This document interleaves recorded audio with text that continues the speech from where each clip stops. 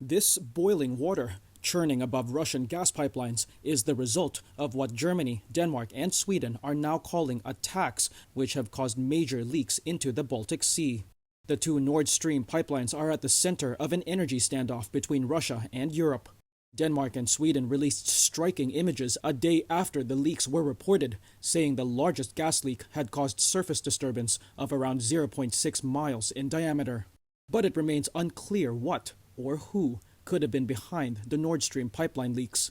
Europe on Tuesday said it was investigating claims of intentional attack leveled by several countries.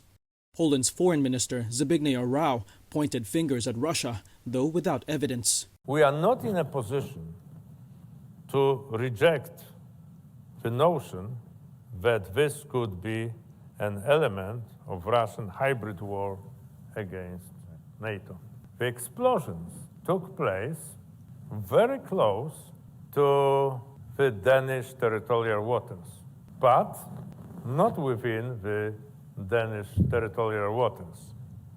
Because if this were the case, this would be an intrusion into the NATO territory.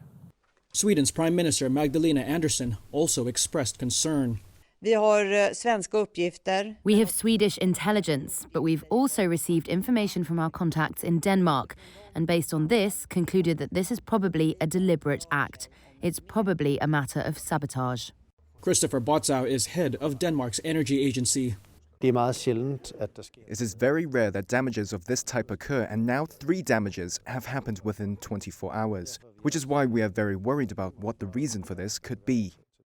Botzow says it could take a week for gas to stop draining out of Nord Stream 2, that ships could lose buoyancy if they enter the area, and has warned that because the sea surface is full of methane, there is an increased risk of explosions. Western countries imposed sanctions on Russia after they launched what they called a special military operation in Ukraine earlier this year. Moscow slashed its gas deliveries to Europe in retaliation, blaming Western sanctions for causing technical difficulties. But on Tuesday, Moscow also agreed that sabotage was a possibility. U.S. Secretary of State Antony Blinken warned that sabotage was a lose-lose situation. The leaks are under investigation.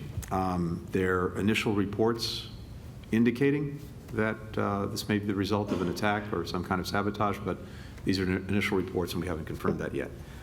But if it is confirmed, that's clearly in no one's interest. The escalating energy war between European capitals and Moscow has damaged major Western economies, sent gas prices soaring, and has sparked a hunt for alternative supplies. While neither of the 2 pipelines currently leaking were in use on Monday, the incidents will sink any remaining expectations that Europe could receive fuel via Nord Stream 1 before winter.